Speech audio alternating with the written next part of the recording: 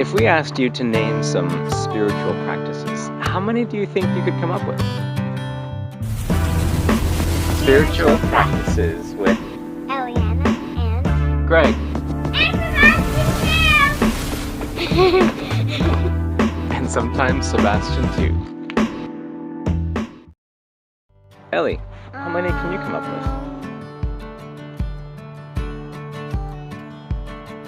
with? Just two. Just two? What would you think of? Contemplative walk in church. Oh yeah, contemplative walk and church. And pretty much anything that we do could be a spiritual practice. If we do it with intention, that means if we do it on purpose.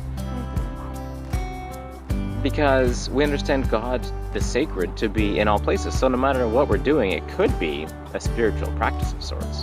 I suppose, right? In these videos, we look at our favorite spiritual practices and offer some maybe advice or tips on how to do them. Because we believe that when more people are doing more spiritual practices, then we can be grounded, we can be more loving, and we can create the kind of peace-filled world that we imagine. So what are we going to talk about today? Barefoot. Barefoot? What's that? It's where you walk in bare feet, or you scooter, or you bike, or you run. Oh, and that's a spiritual practice? Sure, if it helps us attune to the sacred, of course. Well, I'm Greg. And I'm Eliana. And let's take a closer look at barefooting.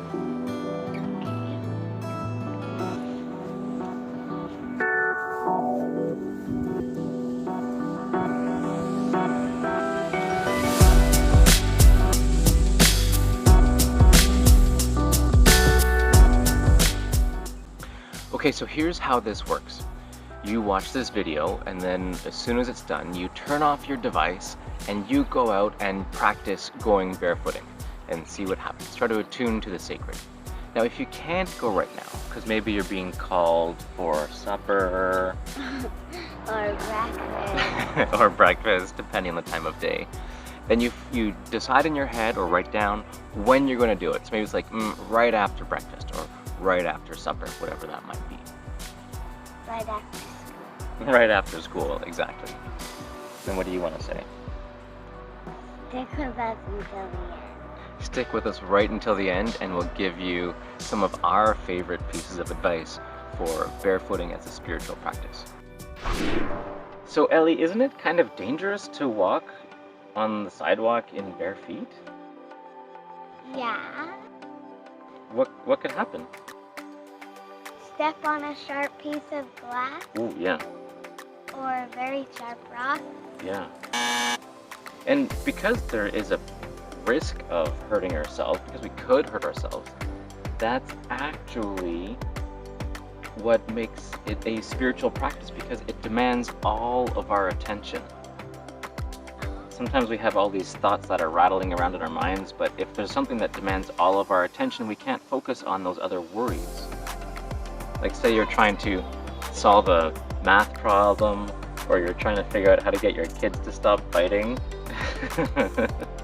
Sometimes it's helpful to have something that demands all of your attention, and you can attune to the sacred and just be one with what's happening around you. Or you're trying to get your brother to stop repeating after you. Sometimes that happens. And then what could you do? You could just take your shoes off and go for a barefoot walk.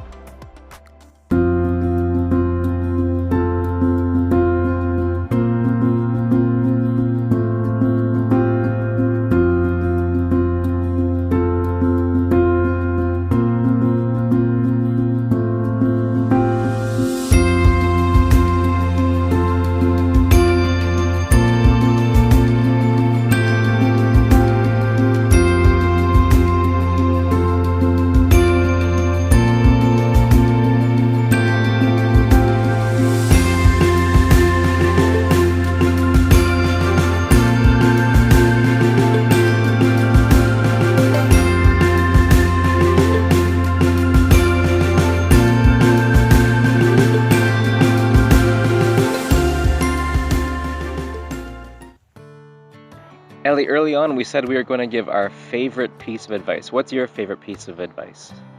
My favorite piece of advice for the kids is dancing in bare feet. Is dancing in bare feet. So not just walking or running, but to dance in bare feet. Mm-hmm. Well, that sounds pretty great. And my piece of advice, maybe for the adults, is to surrender their gait to the experience. Because you know what happens? You have a really natural gait. You just kind of walk the way that your body wants to walk. But adults, we have these various like social pressures to be a certain way or to look a certain way. And in barefooting, we can just let all of that go because the act of barefooting itself demands a particular gait. We can't strike our heels the same way. Anyway, the point is that we should surrender our gait to the experience of being in bare feet. Do adults know what surrender means? Oh, yeah, the adults will know what surrender means, but kids might not. And it means to like, to give up your attempt to control it. So when you're walking in bare feet, you kind of have to walk a certain way. And usually we try to control the way that we walk. And here I'm saying, give up your attempt to control the way that you walk and just let it be natural. This is bare feet. That's bare feet.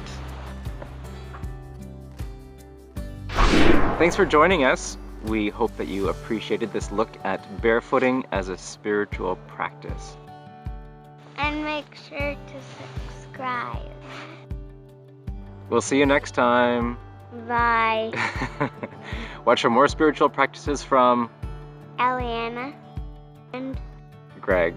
and Sebastian. And sometimes Sebastian. And Sebastian. Now turn off your device and go practice. And be sure to subscribe.